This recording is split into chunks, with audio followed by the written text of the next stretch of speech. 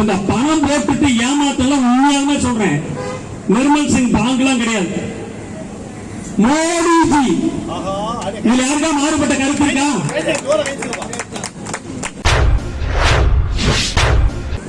மாநில அரசு மக்களை காக்கின்ற அரசு. இந்த தமிழ்நாட்டுக்கு சூடு சொர்ண மானகட்ட எம்பி எம்எல்ஏ என்னைக்காவது சட்டமன்ற நாடாளுமன்றத்தில் பேசியிருப்பாங்களா?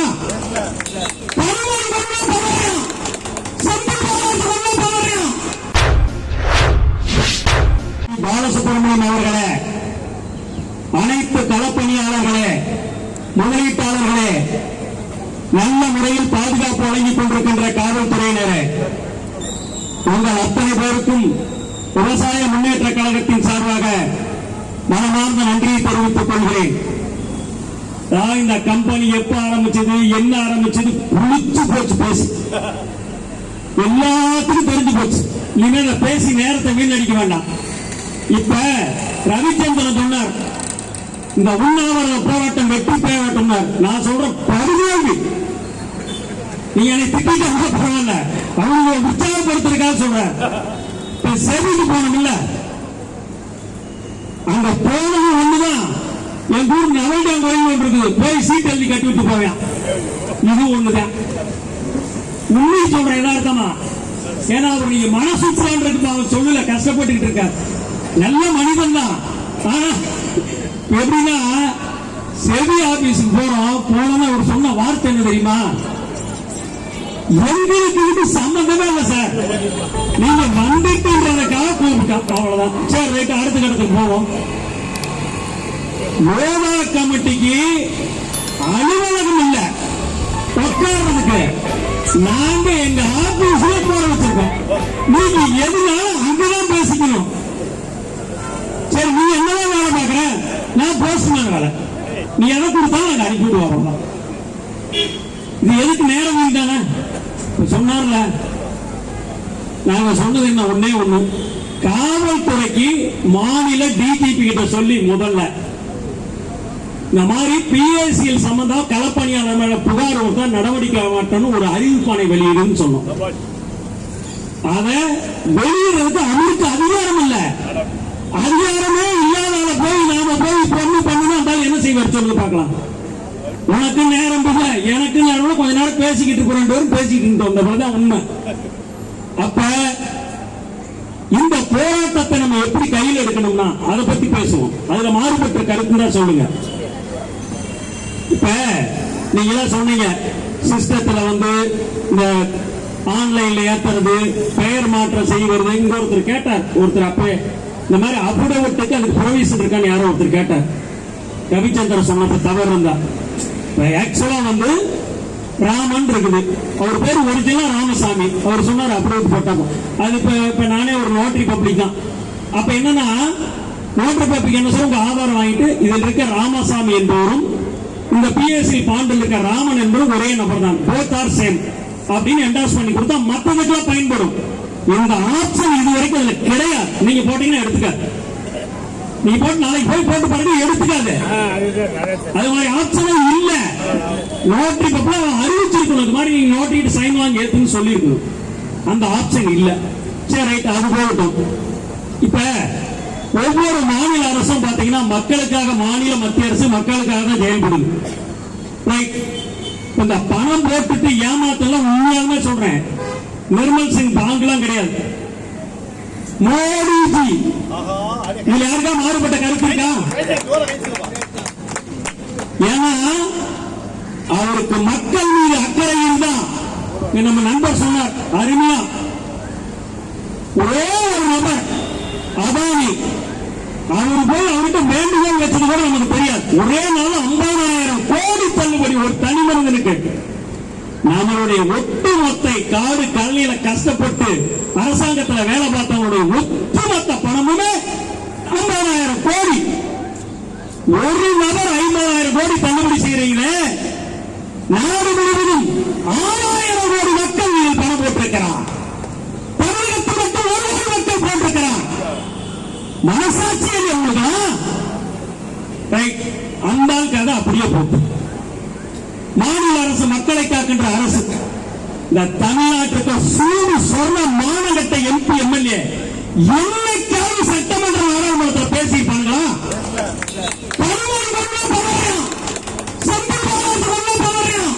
10,000 பேரு இந்த இடத்துல 2வது கொண்டு பேசுறமே உரைக்கல அவங்களுக்கெல்லாம். டெல்லிக்கு போறீங்கல்ல, எடப்பாடி பழனிசாமி ஸ்டாலின் மாத்து போறீங்கல்ல, என்னைக்காவது இந்த கோரிக்கை பேசியிருப்பீங்களா? மகனே ஒரு தமிழகத்தில் மறந்துடாதீங்க. குட்ட குட்ட குடியார் மட்டும் இருக்கிறாங்க. இது மக்கள் போராட்டம் இருக்கணும். மாநில அரசெல்லாம் பாத்தீங்கன்னு வச்சுங்க, ஒரு கிராமத்துக்கு ஒரு ரேஷன் கடை இருக்கு. ஒரு 8 ஊர் இருக்கும் குக்கிராமம். அப்புறம் என்ன சொன்னாங்க, 8 கிராமத்திலேயே பாத்தீங்கன்னா ஒரு ஊர் வந்து போறப்ப அந்த ரேஷன் கடைக்கு 2 கிலோமீட்டர் போகும். போராட்டம் 2 கிலோமீட்டர் போக வேண்டியது இருக்குங்க. மக்கள் தொகையை பார்த்து அதே ஒரே பஞ்சாயத்துல 2 கடை 3 கடை எல்லாம் கொடுத்திருக்கிறேன். அப்புறம் ஊனமுற்றோர் என்ன போக முடியல. இப்ப தேர்தல் வந்துருச்சுல, ஸ்டாலின் என்ன பண்ணிட்டாங்க, ஊருக்கு போய் ஊனமுற்றோர் வீடு கொடுக்குறாங்க. ஏண்டா இத்தனாயிரம் பேர் ஏமாந்திருக்காங்கல்ல. ஒவ்வொரு மாவட்டத்தில் ஆதிராவிடர் நலத்துறை, வேளாண் துறை, வருவாய்த்துறை, கனிமவளத்துறை, பொதுப்பணித்துறை, கூட்டுறவுத்துறை, அத்தனை துறைக்கு ஒரு டிபார்ட்மெண்ட் இருக்கு. பிஎஸ்சியில் முதலீட்டாளர்கள் ரீஃபண்ட் டிபார்ட்மெண்ட் ஏண்டா ஒவ்வொரு டிஸ்ட்ரிக்ட் மாவட்ட ஆட்சியர் ஒரு ரெவன்யூ டிவிஷன் ஆபீசரை போட்டு இந்த மாதிரி குறைகள் எல்லாம் வாரத்தில் ஒரு நாள் திங்கட்கிழமையோ செவ்வாய்க்கிழமையோ இந்த பதிவேற்றத்திற்கு குறையில நீங்க கரெக்ஷன் பண்ணி அனுப்ப முடியாதா? மத்திய அரசு செய்ய முடியாதா? மக்களுக்கு சேவை செய்ய முடியாதா? விவசாயம் குறைக்கிறதுக்கு வச்சிருக்கீங்க, ஜிடிபி வச்சிருக்கீங்க. அது மாதிரி ஒரு நாளைக்கு பிஎஸ்சிஎல் முதலீட்டாளருடைய குறைவீர்ப்பு கூட்டம் மாத்திரம் ஒரு நாளைக்கு மாவட்ட ஆட்சியர் தலைமையில் நடத்த முடியாதா? சொல்லுங்க. காரணம், நம்மளை பத்தி யாருக்குமே தெரியல. அப்படியே அவன் என்ன நினைப்பா, கோட்டையில 1 கோடி பேர் இருக்குன்னு சொன்னான். அவன் 150 பேர் குழப்பம் வக்கீலுக்கு உனக்கு வேலை மயிரில போது கட்டிட்டு இருக்காண்டா. 1 கோடி பேர் எங்கடா இருக்கா? உண்மையாலுமே இப்ப கள்ளக்குறிச்சின்னு நினைக்கிறேன் ரொம்ப செல்வி நீங்க தானே, தயவு செய்து இந்த அம்மாவுடைய அந்த வீடியோ பாருங்க. உண்மையாலுமே கண் கலங்கிட்டங்க. ஒரு 2 அந்த அம்மாவுடைய ஹஸ்பண்ட் வந்து பாரியில் இருக்காங்க. இந்த அம்மா ஏஜென்ட் 2 பேர் போய் அந்த அம்மா பேசுற வார்த்தைகளை சத்தியமா நம்மளால முடியல, பொறுத்த முடியல. இதுக்கு ஏதாவது பாதுகாப்பு கொடுத்திருப்பீங்களா? சொல்லுங்க. இந்த ஆட்சி சரியில்லை, கொள்ளையடிக்கிறான்னு சவுக்கு சங்கர் பேசினான். வீட்டை போய் உழைச்சிங்க, அவங்க தூக்கிட்டு போய் கைது பண்ணீங்களா? இப்ப அந்த பெண்மணி உடன்படவா சகோதரர்களுக்கு நினைச்சீங்களா? சகோதரிகள் அரசு நினைச்சதா? பாதுகாப்பு கொடுத்தீங்களா? அதனால நீங்க தப்பா நினைக்க வேண்டாம். இங்க எத்தனை முதலீட்டாளர்கள் வந்திருக்கீங்க? முதலீட்டாளர்கள் எத்தனை பேர் வந்திருக்கீங்க?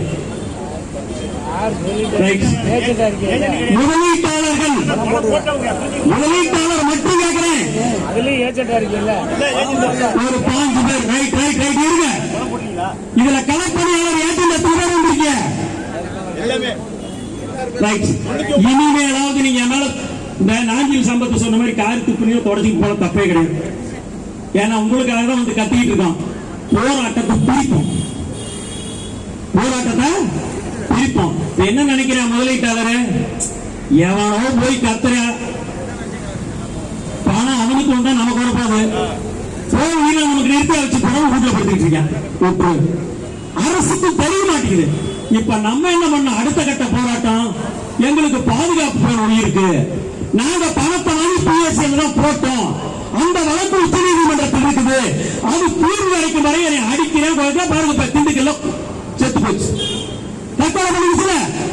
பிஎஸ்சிஎல் களப்பணியாளருக்கு நாடு முழுவதும் பாதுகாப்பு போராட்டம் இருந்துச்சு. டிவில எல்லாம் பெருசா வரும். சரியா? அடுத்த போராட்டம் இதான் முதலீட்டாலும் ஒதுக்கி அப்புறம் வச்சுக்கோ.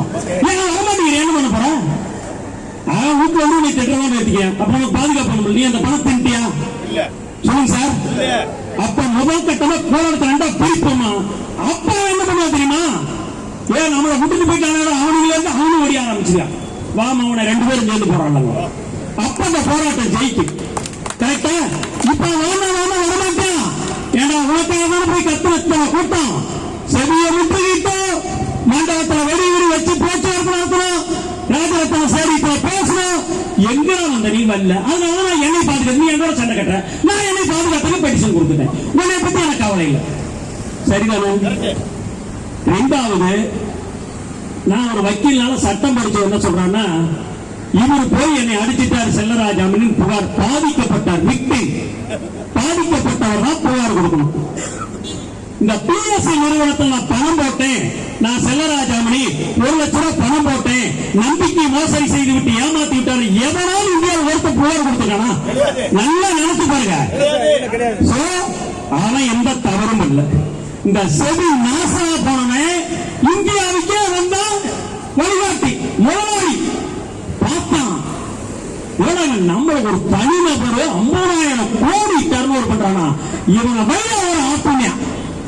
இன்னைக்கு என்ன சொன்னா, நீ கேட்டப்ப நான் ஒண்ணுமே பண்ணலீங்க, யாரா இந்த நிறுவனத்தை முடக்கினாலும் நாங்க ஒண்ணுமே பண்ணல பேசுறான். முடக்கிறது யாரு? சரி. அப்ப என்ன விவசாய முன்னேற்றங்கள் சார், நீங்க அவங்களுக்காக பாதிக்கப்பட்ட ஒரு போஸ்ட் நீங்க பேச வேண்டாங்க. அதுக்கு தான் போராட்ட குழுவை ரெஜிஸ்டர் பண்றோம். கோர்ட்டுக்கு நம்ம போனா கூட போராட்ட குழு பாதிக்கப்பட்டவனா வரணும். சரியா? ரைட். இப்ப எல்லாரும் ஒரு சிந்திச்சு பாருங்க. திருப்பரங்குன்றத்துல தீபம் பேசுற பிரச்சனை இப்ப நாட்டுல ஒரு பெரிய பிரச்சனையா சொல்லுங்க. அவன் தீபத்தூர்ல ஏத்தின, மலையில ஏத்தின, முருகன் காலில் ஏத்தினாடா. உங்களுக்கு என்னடா நாசமா போகுது? ஒண்ணு அரசாங்கம் எங்கேயோ ஏத்திட்டு போறான்னு விட்டுக்கணும். அவங்க நீதிபதிக்கு என்னடா அவ்வளவு அக்கறை? 1000 வழக்கு தேங்கி கிடக்குது. ஒரு மலைக்கு பார்த்து விட்டேன், தீபத்தூர் அங்கே தான் இருக்கிறது, அங்கே ஏற்ற வேண்டும், 6 மணிக்கு ஏற்ற வேண்டும். ஏன்னா 5 இடத்துல வழக்கறிஞீங்கன்னா 6-5க்குள் ஏற்றவில்லை என்று சொன்னால் என் உத்தரவை நடைமுறைப்படுத்தப்படவில்லை. நீதிமன்ற அவமதிப்பு ஆர்டர் சூப்பரா.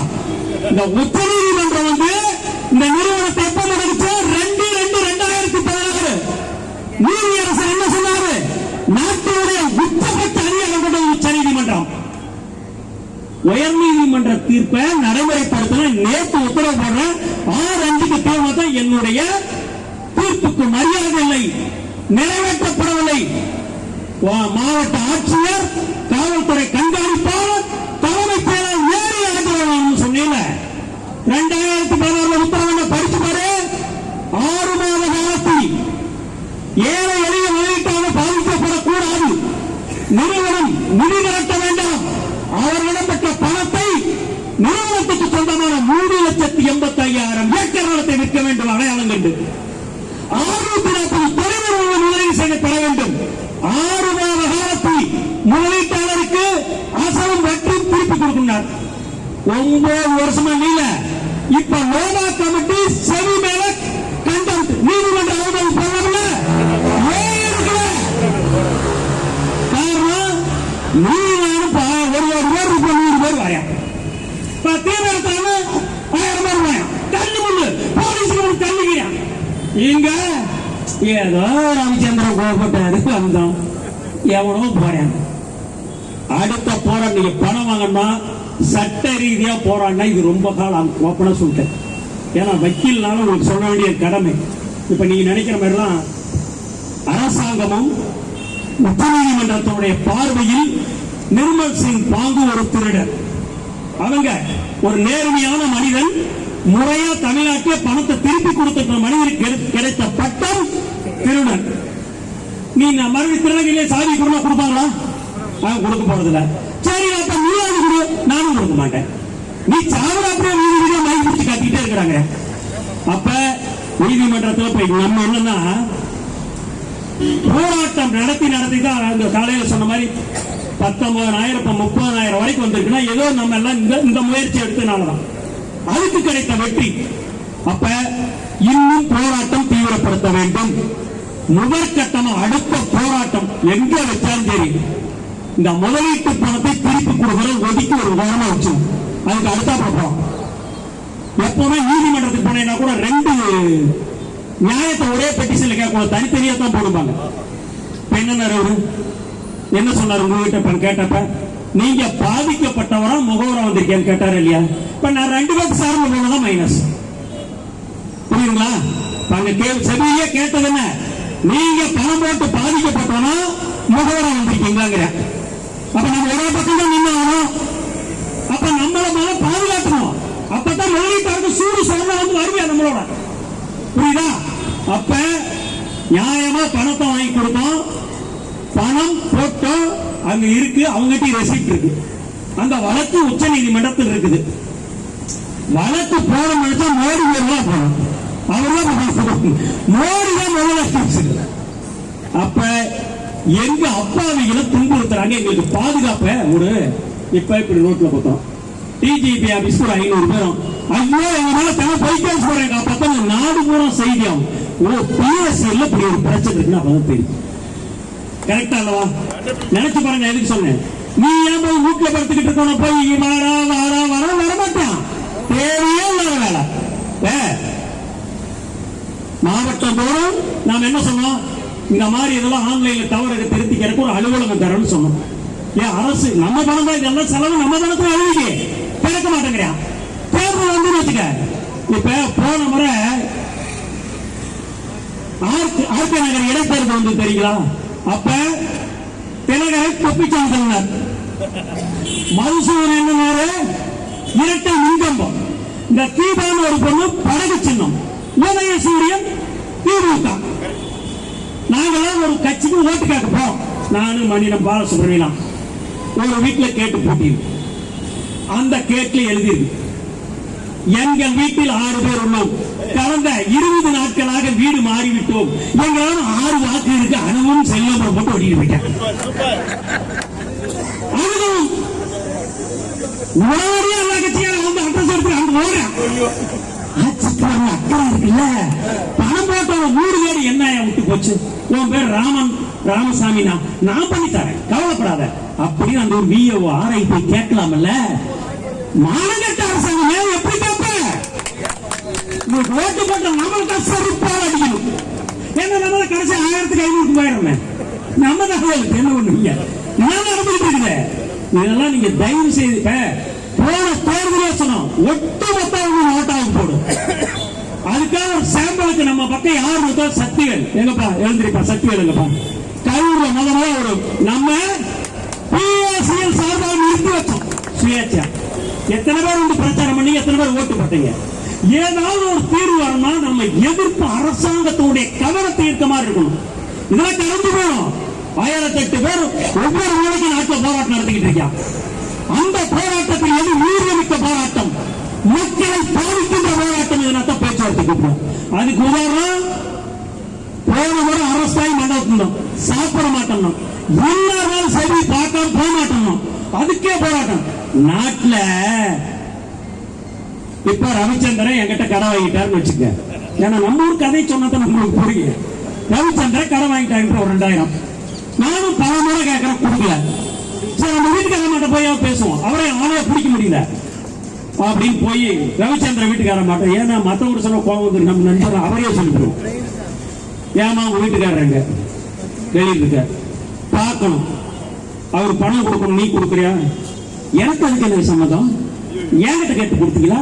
சரிம்மா அவரை பார்க்கணும், என்ன இருந்தா வருவார் எனக்கு தெரியாது. இப்ப அதே கதை சரியில்ல, எங்களோட கண்டிப்பா பார்க்கணும் எனக்கு தெரியாது. எப்படி பாத்தீங்களா? பணம் போட்டு உலகத்தில் அப்படியே கடை வாங்கணும் பயப்படலாம். கடை கொடுத்தவன கடை வாங்கணும் கூட்டிட்டு போறதுக்கு போலீஸ் அனுமதி வாங்கி கொடுக்கும். மாநகட்ட அரசாங்கம் இந்த பூமியில வாழ்றோம். மரபாயுமா பணத்தை செவியில் போய் கடன் கேட்டுருமா?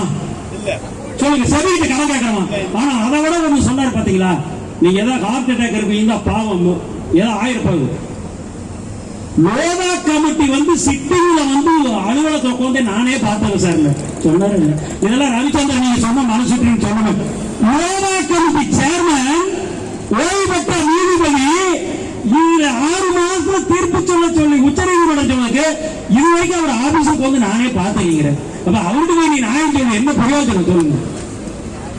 அதனால இதெல்லாம் நாம நினைக்கிற மாதிரி இந்த போராட்டம் ஒண்ணு நடக்க ஒண்ணு சேர்ந்து சிறை நிற போராட்டம். ஏப்ப நான் என்ன சொன்னா, நீங்க இருக்கும் அதிமுக இருக்கேன், திமுக இருப்பேன். நான் கூட முதல்ல அதிமுக இருந்தேன். ஜெயலலிதா மேல கேஸ் போட்டப்ப நான் வரலாம் சாலை மறியல் பண்ணி 13 கோயம்புத்தூர் ஜெயில் இருந்தோம். எங்க வீட்டுக்காரர் வீட்டுக்கு வந்து கேட்டேன், எனக்கு ஒண்ணு ஒரு நாள் இருப்பீங்களா? கொஞ்சம் யோசனை பண்ண வேண்டியது. யாருக்காகவோ போய் 13 நாட்கள் இருந்தீங்க, எனக்கு ஒண்ணு ஒரு நாள் இருப்பேன். அது மாதிரி அந்த கட்சியில ஒண்ணு தான் நிற்போம், அங்க ஒண்ணு தான் நிற்போம். நம்ம பணத்தை வாங்க 2 நாள் ஜெயிலுக்கு போனதை என்ன சொல்லுங்க. அப்ப என்னன்னா, ஒரு நாள் 1000 பேர் அரெஸ்ட் ஆனா அவன் சத்தியம் வந்து ஜெயிலி வைக்கிட்டோம். என்ன பேப்பர்? அப்பதான் மோடி நம்ம ஸ்டாலினுக்கு தெரியும் இப்படி ஒரு பணம் போட்ட பிரச்சனை இருக்க மாட்டேங்குது அப்படின்னு கண்டிப்பா தெரியும். உண்மையால சார், அதுக்கு ரைட் டைம் இப்ப போயிரு. எலெக்ஷன் இப்ப கண்டிப்பா பார்ப்பாங்க. சிறை நிரப்பு போராட்டத்தை அறிவித்து உள்மனசோடு இதுக்கு என்னன்னா, ஒரு ஏரியாவுக்கும் போய் கூட்டத்தை போடுங்க, கேளுங்க. ஒரு 1000 பேர் எங்களுக்கு பணம் என்னைக்கு கொடுப்ப தேவை சொல்லு, இந்த தேவை உனக்கு வருதுன்னு அறிவு. அப்படின்னா வீட்டுக்கு போறோம். ஏன்னா ஏற்கனவே அங்க போனா அவன் திட்டுறான், அங்கோ இவங்க அம்மான்னு திட்டுறான். நான் ஜெயிலியாவது இருந்துட்டு போறோம், அரசாங்கம் சோத்துன்னு அங்க ஊருக்குள்ளேயும் பாதுகாப்பு இல்லை, இங்க இருந்தா பாதுகாப்பாவது இருக்க முடியாது, கம்முன்னு இருந்துக்கலாம். சரியா? இதுதான் இருக்கு. சட்ட போராட்டம்ன்றது நம்ம பதிவு பண்ணி கொண்டுட்டு போறோம். அது நீண்ட கால பயணம். அது எப்படின்னா, அந்த 5 நாள் கிரிக்கெட் மேட்ச் விளையாட போர் அடிச்சு இப்ப 2020 இப்ப சிறைநேர போராட்டம் 2020 முன்பு பார்த்தாலாம். தயாரா? பலமா கேட்க மாட்டீங்க. இதுதான் இப்ப இருக்க காவல்துறை நண்பர்கள்லாம் கூட அன்னைக்கு பாத்தீங்கன்னா, நம்மள செபி ஆபீஸ்ல முதல் முற்றுகிறோம்னு சொல்லி நம்மள அரஸ்ட் பண்ணி கொண்டு மண்டபத்தில் வச்சாங்கல்ல. நாங்க வந்த வண்டியில ஏத்திக்கிட்டு வர்றப்ப ஒரு எஸ்ஐ அம்மா, சார் கைது பண்றாரு வருத்தப்படாதீங்க, அம்மா உங்க டியூட்டி நீங்க செய்யறீங்க. நானும் 25,000 ரூபாய் அவரு சிரிக்கிறாங்க. அவங்க போட்டுருக்கான். அதனாலதான் புரியாத நம்மள விடுறாங்க. இப்படியாவது நாம இறங்கி போராட முடியாது யூனிஃபார்ம் போட்டுக்கிட்டு நமக்காக விடுதலா கட்டிக்கிட்டு இருக்காங்க. ஒரு விடிகாலம் எல்லாமே போட்டிருக்காங்க. காவல்துறை உயர் அதிகாரி மனைவி அவருக்கு தெரியாம கூட போட்டிருக்காங்க. ஆனா போட்டவங்க யாரும் வாங்கணும் ஏமாத்தம் நியாயமாக. அதனால நம்ம காலத்தின் கட்டாயம், அதாவது எப்படின்னா, ஒரு இதுல சொல்றோம்ல, ஒரு சில நேரம் என்ன பண்ணாங்கன்னா, இந்த ஸ்பைனல் கார்டுல பிரச்சனை வந்துருச்சுன்னு டாக்டர்கிட்ட போனீங்கன்னா ஸ்பைனல் கார்டுல மட்டும் தான் கை வைக்க கூடாதுமா. என்ன சொல்லுவாங்கன்னா, நாம கூட பொறுக்க முடியல டாக்டர், ஆபரேஷன் பண்ணிடலாமா. அவர் என்ன மனிதநேயமிக்க ஒரு டாக்டர், பணத்துக்காக என்ன பண்ற டாக்டர். உண்மையான டாக்டர், தம்பி இது இனிமே தலையெழுத்து, அவ்வளவுதான், பொழைச்சா பொழைக்கிட்டு இல்ல போகட்டும்னு சொன்னா கை வைக்கலாம், இல்லைன்னா அதுல வேண்டாம். அது மாதிரி உட்காந்துக்கிட்டு போட்டுக்கிட்டு இப்படியே அலை விட்டுக்கிட்டு இருக்க, நான் அந்த அம்மாவை பாக்குறேன், எனக்கு தெரியும் இத்தனை வந்துகிட்டு இருக்கப்பா. ஒரு கூடுதலும் நம்ம மிஸ் பண்ணல. ஒரே போராட்டம்,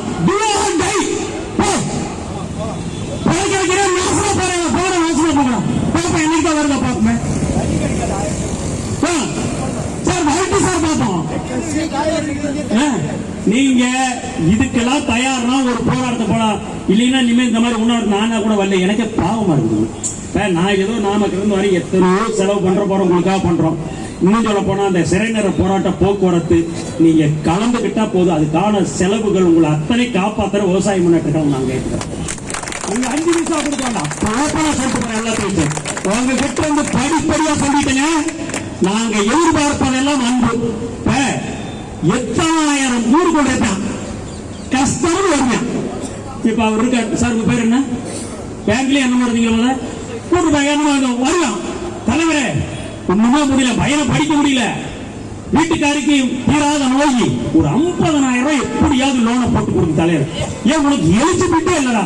என்ன பண்ணுவீங்க தலைவர்? காலத்துக்கு உயர கொடுப்பேன், வேற வழி இல்லைங்க. என்னால பேங்க்ல இருந்தா லோன் கொடுக்க முடியலடா, உன் நிலைமையை பார்த்த உனக்கு எலிஜிபிலிட்டி இல்ல, பாவமா இருக்குது, நான் கொடுக்கணும். வாங்கிக்கிட்டு வரியான் ரோட்டுக்கு. அங்க ஒருத்தன் கேட்பான், எங்கடா போன? தலைவர்கிட்ட போனேன். எதுக்குடா? 50,000 ரூபாய் கேட்டேன், நல்லதோ கெட்டதோ கொடுத்தா அப்படிங்க. அவன் அதுக்கு முதல்ல போய் அவரை பார்த்திருக்கான். ஏற்கனவே 2 முறை உதவி பண்ணிருப்பாரு, அதே கொடுத்துக்க மாட்டேன். அதனால என்ன பாரு, அப்பா நீ ஏற்கனவே வாங்கின கொடுக்கல, நல்லதா கெட்டதா இனிமே கிட்ட வரவு செலவு வேண்டாம் நான் போடுறேன் அவனுக்கு சொல்லியிருப்பார். இவன் வாங்கிக்கிட்டு வந்தவன் நான் 50,000 வாங்கிட்டுமே, அவன் என்ன ஓ உனக்கு கொடுக்குறான் என்ன நம்பிக்கையில எனக்கு கொடுக்கலீங்க, அவன் திட்டி இவன் தெரியுமா சொல்லி வாங்கிட்டு வந்துவேன். இவன் சும்மா கொடுக்குறான், அவன்கிட்ட விட்டு கொலையடிச்சு வச்சிருக்கா கொடுக்குறேன். இல்லையா 50,000 ரூபாய் தூக்கி கொடுத்தவன மனுஷோட திட்டான். இது உண்மையாவே கிராமத்துல பாக்குறீங்களா இல்லையா? இதார்த்தமான உண்மை சொல்றேன். இதுதான் இப்ப நாம தலையெழுத்து கடைசி கட்டம் ஒரே போராட்டம். சத்தியமா சொல்றேன் மனசார, எனக்கு ஏன் அனுபவ வயசு 65. ஒரு நாள் 1000 பேர் சிறைக்கு செல்றோம்னு முடிவு பண்ணிட்டீங்கன்னா பணம் வீடு தேடி வந்து எல்லா ஆன்லைனும் ஒழுங்கா வேலை செய்ய அவங்கள திருப்பி எல்லாம் கொண்டாந்து கொடுக்குறான். ஏன்னா அரசாங்கம் நினைச்சா 3,85,000 ஏக்கர் இருக்குது ஒரே நாள். இவரு கூட சொன்னார் நம்ம ரவிச்சந்திரன், லேண்ட் எடுத்துக்கலாம் அப்படின்னு ஒரு பேச்சுக்கு சொல்றேன். உனைய உத்தரகாண்ட்ல கூட 1 ஏக்கர் கொடுக்குறான்னு வச்சுக்க, அங்க கொடுக்கறானே வச்சுக்க. ஏன்னு அவன் கம்பெனி இன்னைக்கு என்ன தெரியுமா சொல்லியா, செபி வேணும்னே லோதா அதனுடைய பைலாவே என்னன்னா உங்களுக்கு பணம் கிடையாது. எங்கள் நிறுவனத்தில் முதலீடு செய்தால் உங்களுக்கான நிலத்தை வாங்கி சீர்திருத்தம் செய்து மரங்கள் வைத்து உங்களுக்கு ஒப்படைப்போம். இல்லை என்று சொன்னால் 5 ஆண்டுக்கு ஒரு முறை முதிர்வு தொகையோடு அசலோட முதிர்வு தொகை சேர்த்து வழங்கப்படும் வட்டி. இதுதான் இப்ப நிலம் வாங்கின்னு சொல்றேன். நீ உத்தரகாண்ட்ல போய் வாங்கிக்க முடியுமா? ஏன் இன்னும் சொன்னா தப்பா நினைக்கலாம். உங்கள வீட்டு பல பேர் பின்னாவே நிலத்தை வாங்கி வச்சிருக்கிறேன். உண்மையா அல்லவா? வருத்தப்பட்டாலும் சரி, எனக்கு ஒண்ணு கவலையே இல்லை. உங்க நிறுவனத்திலேயே சில பேர் அவருக்கு அடுத்த இடத்துல அந்த நிறுவனத்துக்கு மேல செஞ்சவங்க பேர்லயே நிறைய கரையும் பண்ணி கொடுத்து அந்த இடத்துக்குள்ளே ஊருக்குள்ள உட்காந்துருக்கையா அவனை யாரும் போய் கிளப்ப முடியாது. நிலம் விற்கிறப்ப என்ன அர்த்தம்? இன்றே நல்ல நிலையில் உம்மிடம் சுவாதீனம் பெற்றுக் கொண்டேன் பத்திரத்தில் எழுதும் இல்ல. அப்ப சுவாதீனம் தேர்த்து மூட்டை கொடுத்தா சுவாதீனமா ஒப்படைக்கிறான்னு வச்சுக்க, மறுநாள் நீ போய் உத்தரகாண்டில் நிலத்தை எடுக்க முடியுமா? இதெல்லாம் தேவையில்லை. நாம எதுக்கு அப்பா வேணாம் என்ன முடியும்? மோடி கிடைச்சா எடுக்கலாம்ல. நீட்டா வேண்டாம். தமிழ்நாட்டில் ஒரு செகண்ட் அமல்படுத்திட்டீங்களா? நீ கிடைச்ச முடியாதா? அரசாங்கத்துக்கு எடுத்துக்க. ஊருக்கு போய் சிப்காட் வந்து இந்த சிப்காட்டுக்காக நாங்க நாமக்கல்ல போராடிட்டு இருக்கோம். அது மாதிரி அரசாங்கம் கலெக்டரேட் கட்டுறதுக்கு இல்லைன்னு சொல்லி நீர்நிலையை கட்டி அது இடிக்கிறேன் அவருக்கு. அதனால அது கட்ட அரசாங்கம் நிலத்தை ஒரே நாள் ஜீவ போடலாம்ல. இந்த நிலங்கள் அனைத்தும் கண்டறியப்பட்ட வகையில் பிஎஸ்சி முதலீட்டாளர் பணத்தில் வாங்கப்பட்டது என்று தெரிந்தால் நாட்டில் அவசர நிலைமை குறைக்கப்பட்டு எந்த விதமான நிபந்தனையின்றி இந்த சர்வே நம்பர் அரசு கையகப்படுத்துகிறது. தீர்ந்து போச்சு. அந்த இழப்பீட்டு தொகை அந்தந்த கட்டாசிரியருக்கு நாங்கள் வக்கீல் சேர்த்து போக தப்பிருக்கா சார்? சட்டத்தில் இடம் இருக்கா இல்லையா? ஏன் செய்ய மாட்டேங்கிறீங்க? ஹைவேஸ் ரோடு போன பெரிய பெரிய வீடுகளை இடிக்கிறீங்களா? அதனால ஏன் எடுக்க மாட்டேங்கிற? காலமுறை அப்படியே கட்டிக்கிட்டே இருக்குமா பணத்தை போட்டு? எனவே அன்பு சொந்தங்களே, நாம் அரசிடம் கடன் கேட்கவில்லை. நோவா கமிட்டி முற்றிலும் செயல்படாத ஒரு அமைப்பு, கலைக்கப்பட வேண்டிய அமைப்பு. எங்களுக்கு கமிட்டி வேண்டாம், வெங்காயம் வேண்டாம். காமராஜர் சொன்ன மாதிரிதான், எனக்கு எதுவும் தெரியாது தூக்கு ரோடு வரும். என்ன பண்ணி எனக்கு தெரியாது, கலைக்கு கூப்பிட்டு நாளைக்கு தூரம் ரோடு வருமியா? அதே மாதிரி என் பணத்தை கூட நீ என்ன பண்ணிட்டு போ. கலை என்ன சொன்னாரு? பணம் எங்க இருக்குது, நிலம் எவ்வளவு இருக்கும் உனக்கு தெரியுமான்னு கேள்வி கேட்கிறேன் அந்த செபி ஆபீசர். இது தேவையா நமக்கு? இவ்வளவு நாள் இருக்கான எங்க இருக்கு இதே தெரியுமா? இன்னும் நம்ம கிட்ட கேட்க இதெல்லாம் நீங்க சொன்ன மனசு சொல்ல நிலம் இருக்குதா எங்க இருக்குது தெரியுங்களா? அப்புறம் சொல்றேன். இதை விட ஒரு கேடு கட்ட குழப்பு எப்பவுமே தமிழ்நாட்டுக்காரன் தான் முன்ன ஏமாறுறதுல ஏண்டா விளக்கு முடிச்சுட்டு கிணத்துல இறங்கிறேன்னு ஒரு பழமொழி இருக்கு பத்தி, அப்படித்தாண்டா இறங்கணும் மாதிரி ஏமாறுல முதல் இடத்துல இருக்கா தமிழ்நாட்டுல. அந்த செபி ஆபீசர் சொன்ன கணக்கு இந்த முதலீட்டு தொகையில் 38% தமிழ்நாட்டு பணம், 38% தமிழ்நாட்டு பணம். லேண்ட் 3,85,000 ஏக்கர் கைப்பு அந்த நிறுவனத்துக்கு பிஎஸ்எல் சொந்தமாக 35% நிலம் வந்து தமிழ்நாட்டுக்கு தான். திண்டுக்கல் 450 ஏக்கர், எங்க மாவட்ட கொல்லிமலையில 310 ஏக்கர். இது மாதிரி ஒவ்வொரு மாவட்டத்தில் இருக்கு. எல்லாம் ஜீவப்பட்டு எடுத்துக்க, எல்லாம் பணத்தை கொடுத்துட்டு போ. பீகார்ல சம்பந்தமே ஒவ்வொருத்தருக்கு 10,000 ரூபாய் போட்டு விட்டீங்க. போட்டே இல்லையா? அது எதுக்கு ஆட்சி பிடிக்க? இப்ப தமிழ்நாடு முதலமைச்சருடைய பார்வை நம்ம மேல படணும் இருந்தா நாம சிறை நிரப்பு போராட்டம் தான் அதுக்கு தயார்னா ஊருக்கு போயிட்டு இந்த வாட்ஸ்அப் குழுப்புல எல்லாரும் ஏகமெல்லாம் குறைஞ்சபட்சம் ஒரு 1000-2000 பேர் நான் கலந்துக்கிறேன் அப்படின்னு வந்தீங்கன்னா நாம அதை அறிவிப்போம். நீங்க ஒன்னே நீங்க 2000 பேர்த்தெல்லாம் எப்படின்னா போய் அராஜகம் பண்றேன் அவனை கொண்டு உள்ள வைப்பேன். இது உள்ள வச்சா கவர்மெண்ட் போய் கேட்டது வைக்க போற கிடையாது. அப்படியே வச்சாலும் பிரஷர் இருக்கவனுக்கும் சுகர் இருக்கவனுக்கும் நீங்க 2 நாள் வெளியே வந்தால் 3 நாள் அதுக்கான மாத்திரைகள் விவசாய முன்னேற்ற பார்த்துடுவா. இதை விட உங்களுக்கு என்ன நாங்க உத்தரவாதம் கொடுக்க முடியும்? உங்ககிட்ட எதிர்பார்ப்பது உங்க ஒத்துழைப்பு மட்டும்தான். பேசுனீங்கல்ல எத்தனை பேர் பேசுறப்ப ஒரு நபர் எங்க 2 பேரை உச்சரிக்காம பேசுனீங்களா? சாவர வரைக்கும் உங்களுக்கு விசுவாசமா இருக்கும். அந்த ஒரே காரணத்தான் உங்களை சுத்தி நாய் மாதிரி காலை சுத்தி வர மாதிரி வரும். அதை மட்டும் புரிஞ்சுக்க. கடைசி வரைக்கும் இன்னைக்கும் சொல்றேன், என்னைக்கும் சொல்றேன், கடைக்கோடியில் இருக்கின்ற ஒரு நபர் ₹1 கெப்பாசிட்டி பணமும் திருப்பி கிடைக்கும் வரை போராட்டத்தில் தோல்விடுவோம். சத்தியம் சத்தியம். ஒன்று வருவோம், போராடுவோம், வென்றுவோம். அடுத்த கட்டமாக சிறைநிரப்பு போராட்டம் தயாராக ஏற்றுக்கொள்கிறேன். நன்றி, வணக்கம் என்று சொல்லி விடைபெற மாட்டேன். உங்களோடு இருப்பேன்.